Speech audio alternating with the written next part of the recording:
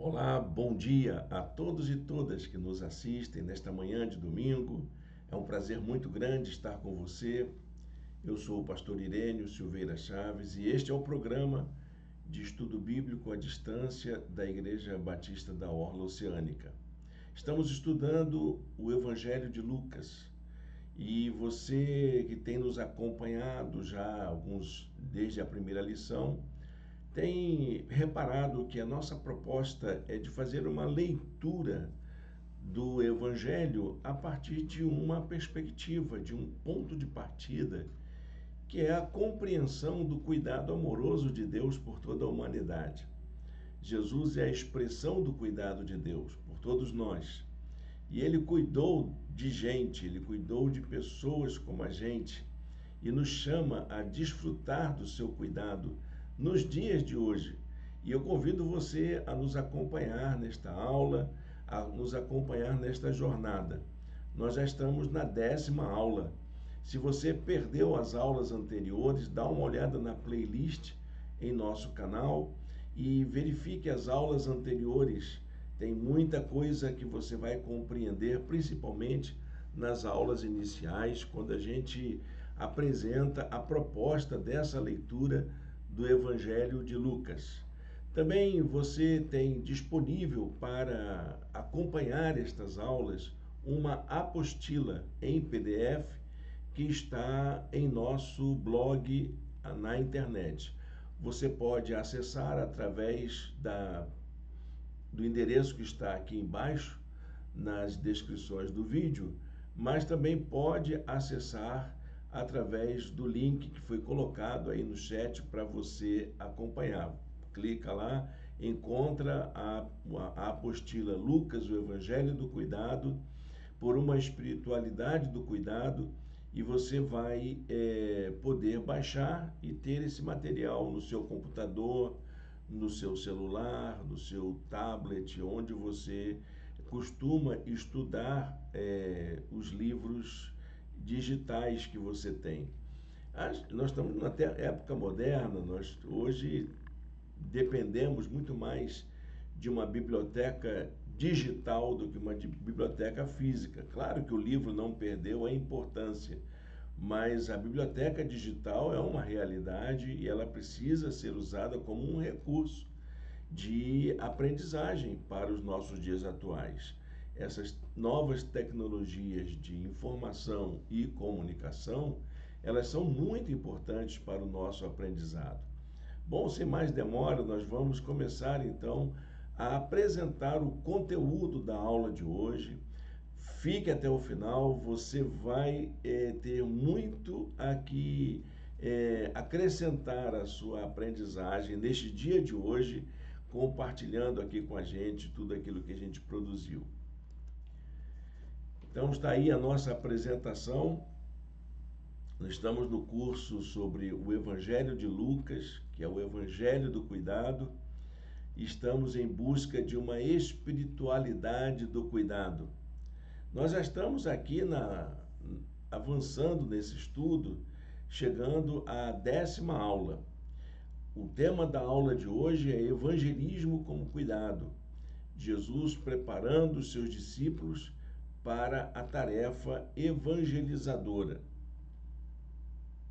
Vou deixar aqui um versículo que nos ajudará nessa compreensão sobre o que a gente vai encontrar nesta lição de hoje. Pois quem quiser salvar a sua vida, a perderá, mas quem perder a vida por minha causa, esse a salvará. Que palavra muito preciosa de Jesus ao dizer para a gente que a busca da salvação é algo que depende de um desprendimento. Ela não é uma salvação individualista, ela é uma salvação voltada para a entrega da vida àquele que salva. Pois quem quiser salvar a sua vida, a perderá, mas quem perder a vida por minha causa, este a salvará. Há um detalhe interessante que poucos comentaristas, poucos pastores, intérpretes das Escrituras utilizam, é que a ideia de salvar é muito ligada à ideia de bem-estar. Então, se você trocar a palavra salvar por bem-estar, você vai encontrar um novo sentido para esse versículo. Repare bem, pois quem quiser bem-estar para a sua vida vai se perder. Porque você não vai buscar bem-estar em maneiras muito individualistas, pensando só em você mesmo. Mas quem quiser perder a sua, quem perder a vida por minha causa, vai encontrar o bem-estar tão desejado. Então, se você, a partir da entrega da sua vida a Jesus, a partir da sua relação com Jesus, você poderá encontrar tudo aquilo que você espera para uma vida feliz, saudável, de bem-estar no mundo em que vivemos, mas, acima de tudo, uma salvação eterna. A nossa lição de hoje vai estar centrada no capítulo 9, mas não todo o capítulo. Nós vamos até o versículo 50 apenas, porque é o momento em que Jesus encerra o seu ministério na Galileia. E é isso que vamos nos acompanhar aqui durante as aulas de hoje. Então vamos em frente, continue conosco nesta aula, nesta manhã de domingo. Jesus atraiu pessoas, a gente aprendeu isso desde o começo. E ele orientou a que essas pessoas que o seguiram fizessem com que fossem capazes de fazer o mesmo que ele fez. Foi isso que Jesus realizou. Ele capacitou pessoas para poderem servir, atuar como evangelistas, como pregadores, como pessoas que cuidam. Jesus cuidou de pessoas e ele então preparou pessoas para cuidar também de pessoas. Por isso, o Senhor designou os seus discípulos para realizarem práticas de cuidado, como, por exemplo, o anúncio do reino de Deus entre a sociedade, entre o mundo, no mundo, na humanidade. Ele preparou as pessoas para fazerem isso. Então, o texto já começa dizendo como é que ele fez isso. Ele reuniu o seu grupo de discípulos e os encaminhou, os comissionou para fazer o trabalho de evangelização, o trabalho de divulgação, o trabalho de levar a boa nova do reino para as pessoas que ainda não tinham sido alcançadas. Diz o texto do versos 1 e 2. Reunindo os 12, Jesus deu-lhes poder e autoridade para expulsar todos os demônios e curar doenças, e os enviou a pregar o reino de Deus e a curar enfermos, que era o que Jesus fazia. Então, ele reúne o seu grupo, envia a eles para fazer o mesmo que ele fazia. Essa tarefa consistia basicamente em 3 atitudes. Primeiro, o desprendimento dos cuidados materiais desta vida. Se você quiser falar de Jesus, da boa nova do reino, a primeira coisa é mudar a lógica do mundo. O que é do reino de Deus não é relacionado àquilo que é do mundo. É uma mentalidade completamente diferente. Não levem nada pelo caminho, nem bordão, nem saco de viagem, nem pão, nem dinheiro, nem túnica extra. Se você vai servir ao Senhor, a mentalidade é outra. Você tem que ter uma mentalidade diferente da lógica materialista do mundo em que vivemos. Em segundo lugar, era preciso haver uma nova relação com os costumes da época, o respeito aos valores e aos costumes das pessoas que seriam alcançadas. Não era para impor um novo comportamento, não era para impor uma nova cultura, mas para que houvesse uma convivência respeitosa, amável, solidária com as pessoas que iriam recebê-los. Ele diz assim no verso 4: na casa em que vocês entrarem, fiquem ali até partirem. Vocês não vão mudar o que está ali. É a casa onde vocês vão ser recebidos. São as pessoas que vão ser ouvidas. E são elas que têm que tomar as decisões delas. Não somos nós que temos que dizer o que é certo e o que é errado fazer para as pessoas. Elas precisam ser respeitadas na condição em que elas são encontradas.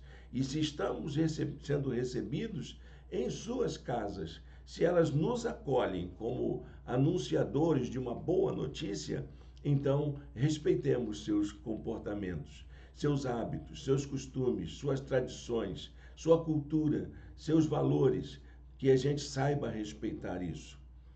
E em terceiro lugar, Jesus fala de uma disposição para ampliar os horizontes do testemunho. Ele diz assim: se não os receberem, sacudam a poeira dos seus pés quando saírem daquela cidade como testemunho contra eles. Quando é que as pessoas vão saber que elas estão andando errantes como ovelhas sem pastor, como Jesus entendia? Como que elas vão entender que elas precisam da salvação? Se elas se rejeitarem, se elas disserem não à sua presença. O não à presença do pregador do evangelho, daquele que testemunha da graça. Isso é algo significativo. E Jesus disse: olha, mostre para essas pessoas que você está realmente triste. O ato de sacudir a poeira do pé era um ato assim de protesto, era um ato era uma manifestação de que a pessoa estava se livrando do passado. Olha, eu já cumpri meu compromisso, já fiz a minha parte. Agora, daqui por diante, é com vocês. Vocês é que vão cuidar da vida de vocês. Isso não quer dizer que ela foi desprezada, esquecida. Isso não quer dizer que ela foi rejeitada, excluída da nossa convivência. Só dizendo que para elas que nós nós cumprimos nossa tarefa e dali por diante elas terão que continuar suas caminhadas. Então, esse comissionamento de Jesus consistiu na essência daquilo que a gente pode chamar de obra de evangelização. Evangelizar é o quê? É levar a boa notícia do amor divino como cuidado a todas as pessoas em todos os lugares. Eu diria que essa expressão que é da teologia da missão integral, levar o evangelho todo a todas as pessoas em todos os lugares. É isso que é evangelizar. Evangelizar é anunciar uma boa notícia. Às vezes nós encontramos pregadores de rua, aqueles irmãos na fé, que vão com sua Bíblia falar sobre o pecado, sobre a maldade, acusar as pessoas dos seus erros. E eu acho que não é bem por aí. A tarefa evangelizadora não consiste nisso. A tarefa evangelizadora é dizer para as pessoas que Deus as ama. Deus se importa com o nosso sofrimento. Deus se importa com as causas da nossa dor. O pecado é uma realidade, mas o pecado é o que nos faz sofrer. E o Senhor quer aliviar o sofrimento e a dor de todos nós.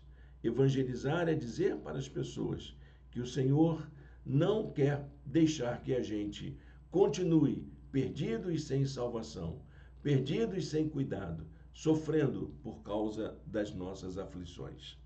Assim, diz a palavra de Deus: os discípulos saíram e foram pelos povoados, pregando o evangelho e fazendo curas por toda parte.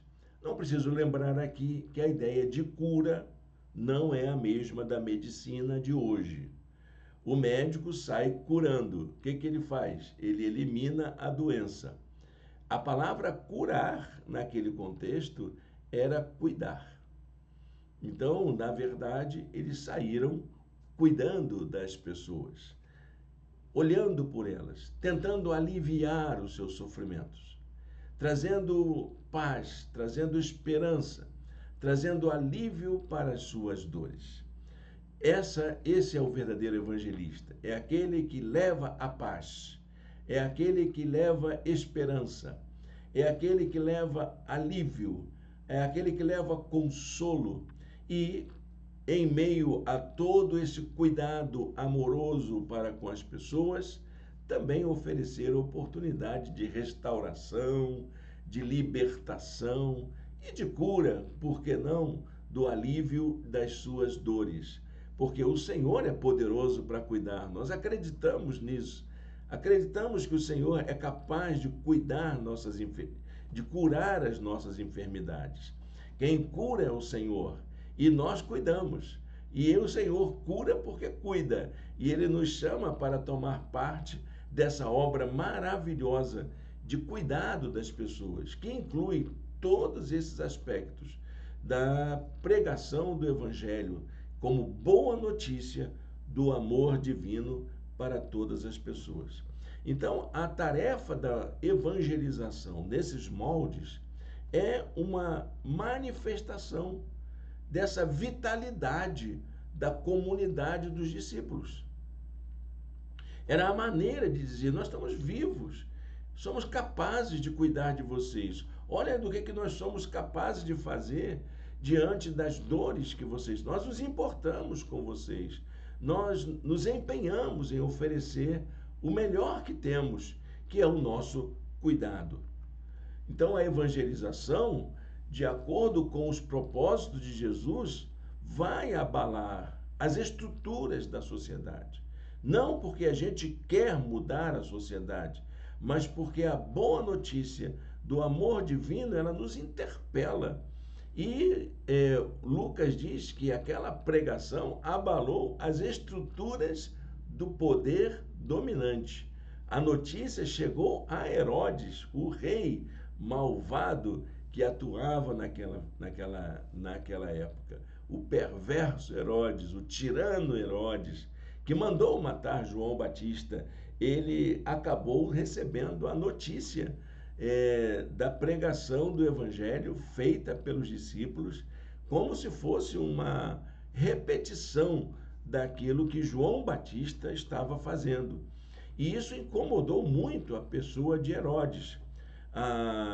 Herodes ficou perplexo com as notícias que chegaram até ele, achando que João Batista tinha ressuscitado dos mortos, ou que algum profeta do passado tinha voltado à vida.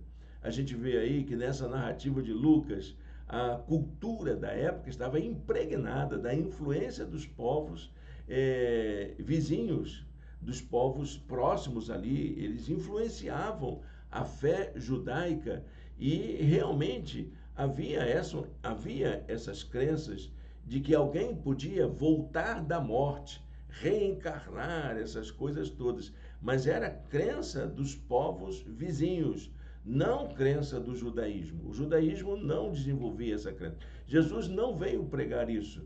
Jesus, inclusive, quando falou da ressurreição, os judeus, principalmente do partido dos saduceus, duvidaram dessa afirmação, porque entendiam que era impossível que alguém que morreu tornasse a viver.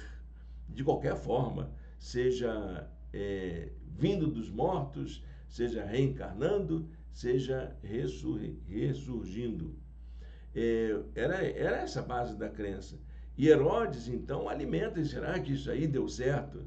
Será que essa crença acabou funcionando mesmo? Quem é essa pessoa que orienta discípulos, seguidores, a fazer algo tão poderoso, tão impactante como é a obra da evangelização?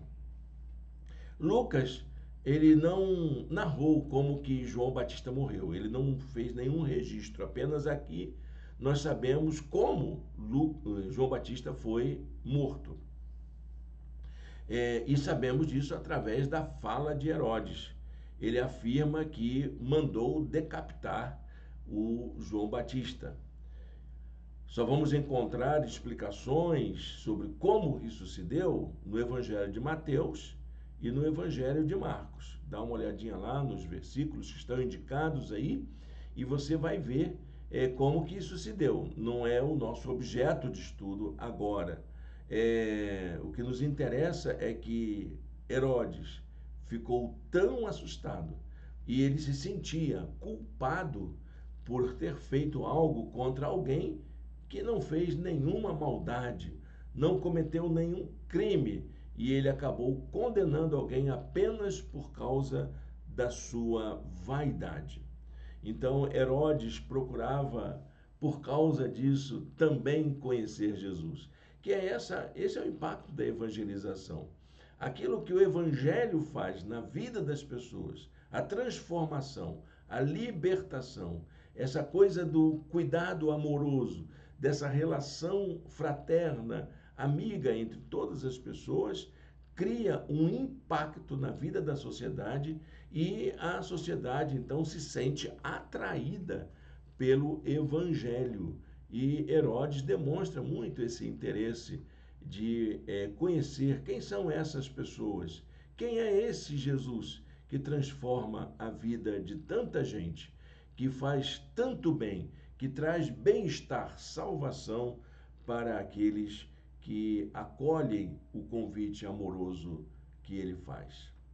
Então, após o regresso dos discípulos, com as informações sobre o resultado da evangelização, Jesus se dirigiu até a localidade de Betsaida. Betsaida era uma pequena aldeia de pescadores próximo a Cafarnaum. Hoje não existem mais muitos vestígios dela próximo ao lago da Galileia. Ela já parece que houve um acidente ali geológico e fez com que a cidade ficasse distante das águas. Mas era uma vila de pescadores. Somente depois de muita pesquisa arqueológica se descobriu onde ficava Betsaida. Era uma pequena aldeia nas proximidades ali de Cafarnaum, onde Jesus fez a base do seu ministério na Galileia. Uma multidão acompanhava a Jesus. Havia um grande contingente de pessoas.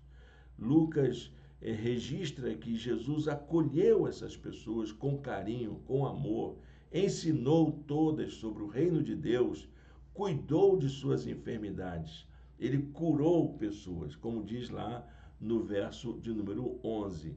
Ele as acolheu e falava-lhes acerca do reino de Deus e curava os que precisavam de cura. Então, esse gesto amoroso de Jesus também era exemplo, era um modelo a ser seguido pelos seus discípulos. E os discípulos ficaram preocupados, porque o tempo estava passando e as pessoas estavam ali recebendo aquela atenção de Jesus e não tinham comido nada durante o dia todo. Estavam há muito tempo sem se alimentar. Eles queriam se livrar do problema. Os discípulos, eles não queriam resolver o problema. Eles queriam se livrar da multidão. Eles queriam trazer uma solução imediata, rápida e liberar o pessoal. Manda lá, vai lá para o mercado comprar o que eles precisam comer, dá um tempo, dá um time, aí um break nessa reunião e deixa o pessoal ir lá buscar o alimento. O problema é que a grande maioria daquelas pessoas eram formadas de pobres, miseráveis. Eles não tinham recursos para encontrar tanto alimento. Eles eram pessoas de baixa renda, pessoas que não tinham a mesma condição de comprar alimento para eles. E no meio dessas pessoas, possivelmente, havia muitas mulheres e muitas crianças que não eram contadas, elas não eram contadas. Jesus, então, desafia os discípulos a serem a solução do problema. Eles eram parte do problema, porque elas foram ali por causa do ministério de Jesus. E o problema que elas tinham é porque elas queriam encontrar Jesus. Então, aqueles discípulos, eles deveriam ser parte da solução do problema. Jesus os encoraja a fazer isso, dizendo: ele, porém, respondeu: dê-lhes vocês algo para comer. Que é isso que a gente precisa ver. Quando as pessoas vêm até nós com um problema social grave e que por causa desse problema eles têm dificuldade de encontrar soluções, então é capaz que a igreja precisa ser a solução do problema do mundo. Temos muitos pobres no mundo. Tenho lido estatísticas dizendo que no Brasil ainda há regiões com cerca de 30%, 40% de pessoas vivendo na miséria. A média do Brasil é de 20% de pessoas vivendo na miséria ainda. E a gente pode resolver o problema de todo mundo? Não, claro que não. Assim como aquele alimento que foi fornecido naquele instante não resolveu o problema da fome daquelas pessoas, mas apresentou uma solução para o problema. Jesus desafia a gente a ser parte da solução desse problema social grave que afeta a nossa sociedade. A igreja precisa ser parte da solução do problema, sim, apontando suas causas, apresentando para as pessoas caminhos para que ela possa superar essa condição de miséria em que se encontram, alertando, inclusive, as pessoas que são responsáveis por fazerem as ações que podem provocar mudanças, para que hajam, para que cumpram com seus deveres, com seus papéis. Então, eu acho que essa palavra de Jesus, ela é muito importante para nós, para sabermos que nós temos o compromisso de fazer algumas coisas. Deem-lhes vocês algo para comer. E o problema não era fácil de resolver, porque não é fácil. Se você encontrar explicações para a miséria que existe no mundo, para a condição de desigualdade social, de injustiça que existe no mundo, a gente vai ver que é muito maior do que a gente é capaz de resolver. O problema é grande.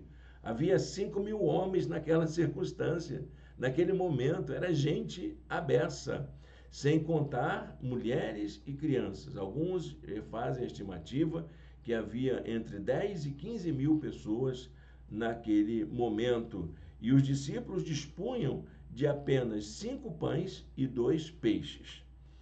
Lucas apenas diz isso. Nós vamos encontrar em João dizendo que quem trouxe os 5 pães e 2 peixes foi um menino que levou aquela merenda.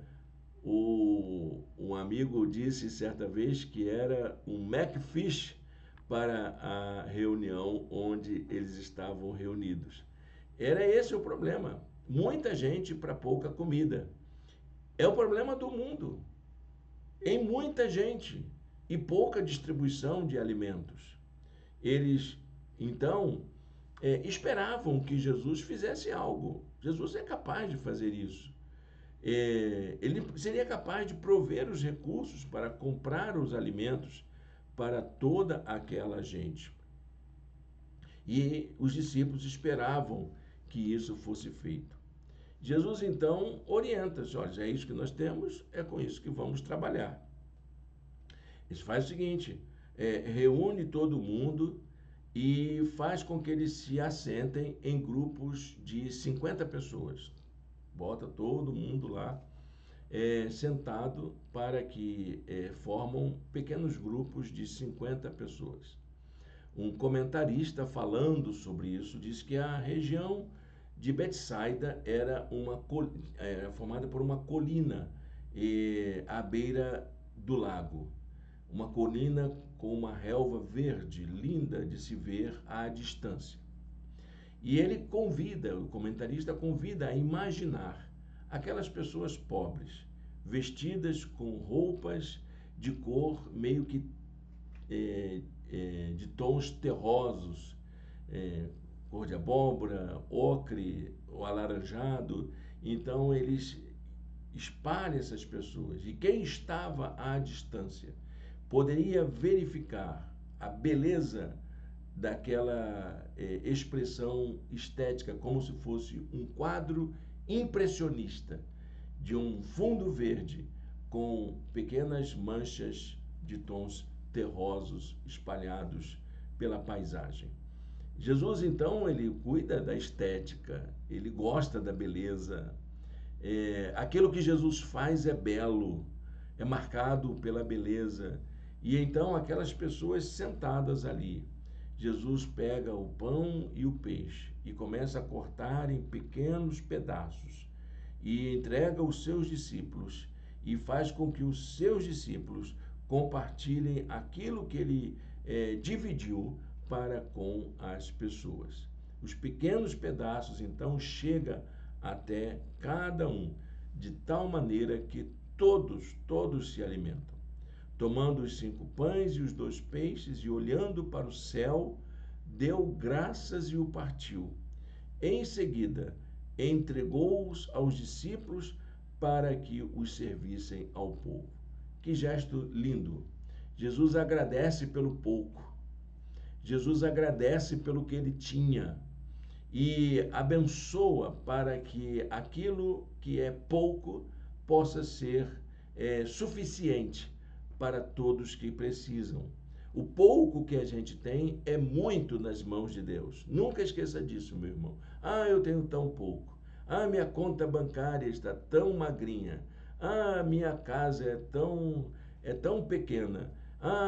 Meu carro é tão fraquinho. Não se prenda àquilo que você tem, que você acha que é pouco. O pouco com Deus é muito, diz a palavra de Deus. Lucas registra que todos foram alimentados, todos. E ainda sobrou 12 cestos de pedaços. É algo surpreendente, porque Lucas também registra esse número, o número de 12. É um número simbólico, um número significativo. Jesus estava falando em muitos símbolos, em muitos sinais, que ali era o Senhor que estava cuidando, era Deus cuidando daquelas pessoas através da pessoa de Jesus. O milagre da multiplicação dos pães e dos peixes serve como um estímulo para a nossa ação no mundo. Diante das condições socioeconômicas das pessoas mais pobres, somos impelidos a servi-las, a cuidar delas, a nos importarmos com a sua condição. Então, após esse episódio, que envolve a evangelização, o cuidado com os mais vulneráveis, Lucas diz que Jesus passou um tempo de oração. Esse dado assim, é significativo, porque ali a gente está vendo que Jesus está encerrando a sua etapa de ministério, ele está encerrando um tempo para iniciar um outro tempo. Então, Lucas diz que Jesus passou um tempo de oração e logo em seguida ele interpela seus discípulos a respeito daquilo que eles tinham aprendido até então. O que vocês aprenderam até aqui? Vamos fazer um teste aqui, vamos fazer um quiz. Eu quero saber o que vocês entenderam do que está acontecendo. A primeira pergunta era a respeito da interpretação das pessoas. O que as pessoas acham? O que vocês viram aí, por aí afora, que vocês acham que as pessoas dizem que eu sou? Então, primeiramente, ele perguntou a respeito do que os outros dizem. Eles, então, repetem a informação que vinha das fontes de poder. Olha, estão dizendo por aí, como disse lá os apoiadores de Herodes, no verso 8, você é o Elias, você é um profeta, você veio dos mortos, você é alguém que é um fantasma aí que está andando entre a gente. É isso que estão dizendo por aí, que você não é real, que você é uma manifestação misteriosa, mítica, daquilo que eles acham que é verdade. Então, essa foi a primeira percepção, a percepção de como Jesus era acolhido pelas pessoas com quem ele estava se relacionando. Alguns dizem que é João Batista, outros Elias e ainda outros que és um dos profetas do passado que ressuscitou. Então eu acho que eles estavam entendendo bem o que estava acontecendo do lado de fora. Então aí ele se volta para os seus discípulos e diz: e vocês? O que vocês dizem? O que vocês aprenderam? O que vocês acham que eu sou? E é Pedro que tem a resposta certa. És o Cristo de Deus. Mateus diz algo bem parecido. Tu és o Cristo, o Filho do Deus vivo. O Cristo de Deus é exatamente o Messias, o enviado, aquele que foi mandado por Deus. Olha, você não é outra pessoa a não ser alguém que foi enviada por Deus para cuidar da gente, para se importar conosco, para poder fazer a obra que a gente carece de salvação, de cuidado, de libertação. É isso que você é para nós. Você é o Messias. Você é o enviado de Deus. Tu és o Cristo. Então, como Messias divino, ele deveria cumprir com sua missão. Olha, vocês entenderam, tá certo? Aí eu vou seguir adiante na minha missão. É isso que eu vou continuar fazendo. E essa missão vai ter um fim. E a consequência dessa missão, essa consequência inevitável, é a morte. Morte e seguida da minha ressurreição. Jesus aproveitou o momento para oferecer aos discípulos uma compreensão sobre quais são os requisitos básicos para quem quiser servir no reino de Deus. Então, eu estou continuando o meu ministério, vocês vão continuar comigo. Para onde eu vou, vocês vão. E vocês, então, têm que estar habilitados para servir, porque é essa obra da evangelização que vocês viram, que vocês foram levar, de cuidar das pessoas. É essa obra que eu vou fazer para executar o cuidado divino sobre as pessoas. Então, Jesus aponta 3 características daqueles que servem como sinais do cuidado com o mundo. Pessoas que vão fazer parte dessa obra divina de cuidar de pessoas que sofrem.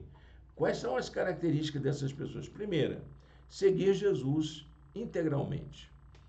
Não dividir a glória de Jesus na vida com outras glórias. Se alguém quiser acompanhar-me, negue-se a si mesmo, tome diariamente a sua cruz e siga-me. Então, esse exercício de negação de si é algo que a gente precisa aprender a fazer. Em segundo lugar, testemunhar de forma radical. Ele diz: pois quem quiser salvar a sua vida, a perderá. Mas quem perder a vida por minha causa, este a salvará. É um convite radical. Você vai perder a sua vida, viu? Você vai perder seu fim de semana, vai perder muitos dos seus prazeres, mas olha, seguir Jesus é uma recompensa maravilhosa, tem uma recompensa maravilhosa. Então, esse exercício de testemunhar de forma radical. E, em terceiro lugar, assumir o custo do discipulado. Há um custo do discipulado. Estou lembrando aqui do livro Discipulado, de Dietrich Bonhoeffer, que assumiu o custo do discipulado em sua própria vida. E ele diz que a graça, ela tem um custo sobre nós. Ela não é de graça. A graça não é de graça. A graça é custosa. Ela tem um custo. Seguir Jesus tem um custo. Você não paga nada para ser salvo. A salvação é graciosa, mas o seguimento de Jesus, ele tem um custo.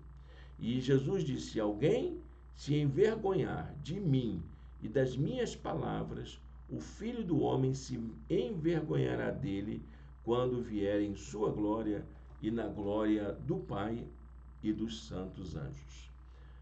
Você tem vergonha de Jesus? O preço é esse, é assumir. Sem nenhum tipo de constrangimento, que você é um cristão nas situações mais adversas. É isso, o custo que você tem que pagar não é o dinheiro que você tem que dar.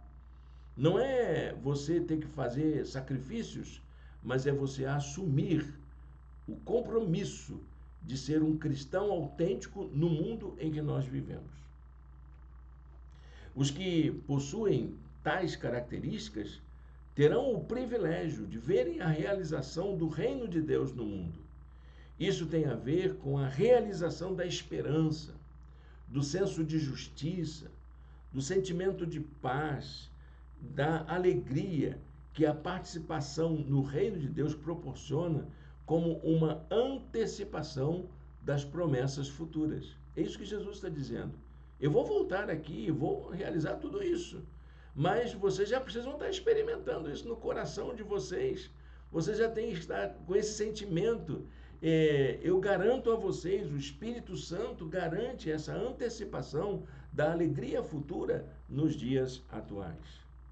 Jesus, então, encerra o seu ministério na Galileia de uma forma bastante relevante e já se preparava para seguir para Jerusalém, onde seria crucificado, onde se daria o encerramento do seu ministério. Lucas, então, nesse momento assim de desfecho, ele narra 4 episódios que marcam o fim do ministério na Galileia e serviam como essa preparação para uma nova fase.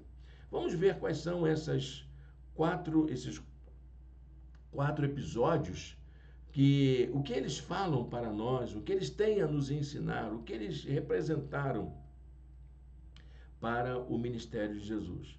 Primeiro, houve um evento para a preparação em oração. Jesus se dirige a um monte com seus discípulos. Não todos, apenas 3, os mais próximos, Pedro, Tiago e João, para passarem um tempo de experiência de oração. Talvez seja a única vez que Jesus levou, depois foi só lá no Getsêmani, que os discípulos dormiram. E ali, então, Jesus leva os seus discípulos para poderem partilhar desse momento de intimidade com Deus, que era próprio de Jesus. Enquanto Jesus orava, então os discípulos viram seu rosto ser transfigurado. Transfigurado quer dizer modificado. Houve uma nova figura no lugar daquela figura que eles conheciam.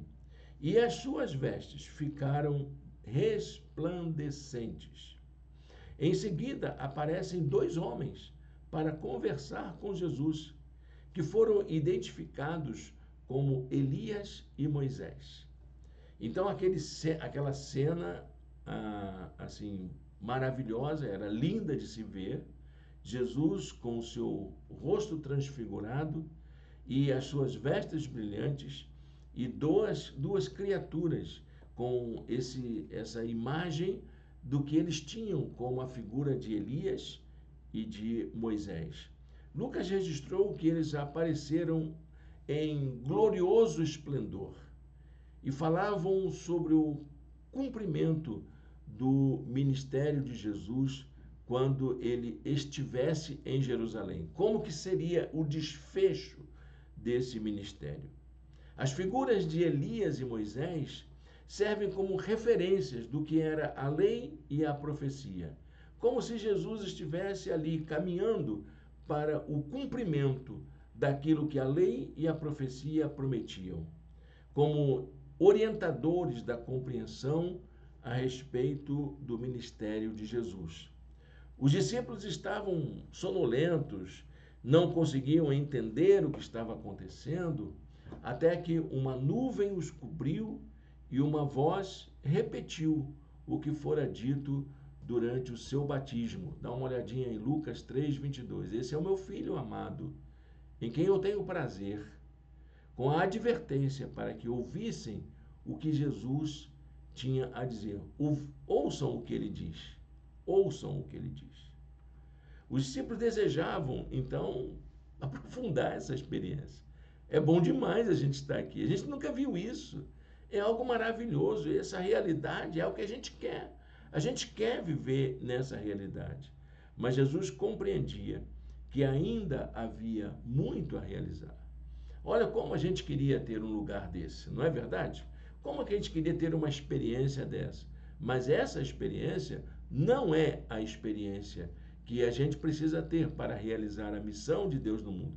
Tem muito a ser feito e Jesus nos chama para seguir adiante. Os discípulos, quando eles estavam se retirando, Pedro disse a Jesus: Mestre, é bom estarmos aqui. Façamos 3 tendas, uma para ti, uma para Moisés e uma para Elias. Ele não sabia o que estava dizendo. Ele não tinha compreensão nenhuma daquele fenômeno tão maravilhoso, aquela experiência mística que eles estavam tendo naquele momento. Segundo a preparação, ela tinha a ver com o emocional dos discípulos. Eles tinham que se preparar emocionalmente para o que iria acontecer. Enquanto Jesus estava no Monte da Transfiguração com seus discípulos, um pai angustiado procurou os demais discípulos que ficaram ali na comunidade. E esse pai tinha um único filho e esse filho sofria de uma enfermidade que ninguém conseguia entender. Muitos atribuíram aquele sofrimento a um espírito que dominava aquela criança e fazia com que ele tivesse convulsões. De todos os relatos sobre esse episódio, ele é chamado de o menino endemoniado. Mas aqui que nós encontramos Lucas falando, ele deixa claro que não é só uma possessão demoníaca, era uma manifestação de saúde mental mesmo, que precisava ser cuidada. Claro, a gente só vai entender isso no século XX, quando a medicina evoluiu tudo que tinha que evoluir. Então, os sintomas descritos por Lucas, no verso 39, se assemelham ao que a medicina contemporânea descreve como uma crise de epilepsia. Ali havia todo o sentido dessa crise que acometia a criança. E o pai, com certeza, como todo pai, ficou assustado com aquilo. Era seu único filho. E ele procura a ajuda dos discípulos que estavam ali enquanto Jesus estava ausente. Os discípulos de Jesus não conseguiram resolver aquele problema. Não conseguiram cuidar daquele pai. Não conseguiram cuidar daquela criança. Esse é o fato. Não é que eles não curaram, eles não cuidaram. O menino foi trazido até Jesus, então, e quando o menino estava se aproximando, teve novas convulsões. Lucas narra que Jesus expulsou aquele espírito imundo, curou o menino e o entregou a seu pai. Mas antes um pouquinho de fazer isso, de ter esse gesto de cuidado com a criança, ele olha para os discípulos e diz: meu Deus do céu, vocês não estão preparados não, hein? O que vem pela frente aí é pesado, vai ser difícil lidar. Jesus adverte a eles, ele chama a atenção do problema. Por não saberem cuidar daquela situação, de não saberem lidar com aquele tipo de problema. Eles precisariam estar preparados para enfrentarem as situações de tensão que ia acontecer dali para frente. Jesus seria traído, ele seria preso injustamente, está lá em Lucas 9, 44 e 45. Isso causaria forte comoção entre os discípulos de Jesus. Como que eles iriam reagir? Jesus então diz para ele: ó geração incrédula e perversa, até quando estarei com vocês e terei que suportá-los? Vocês estão despreparados. Tanto tempo aí a gente caminhando junto e vocês ainda despreparados para enfrentar situações de tensão. Terceiro episódio é a preparação para a vida comunitária, para a vida em comunidade. Nós estamos preparados para viver em comunidade? Os discípulos também não. Porque o que acontece? Quando os 3 discípulos de Jesus voltam contando que tiveram um momento maravilhoso com Jesus, de experiências fantásticas, de profunda espiritualidade, os discípulos que ficaram, os outros 9 ficaram enciumados. Então houve um certo constrangimento entre os discípulos, principalmente daqueles que não foram ao Monte da Transfiguração.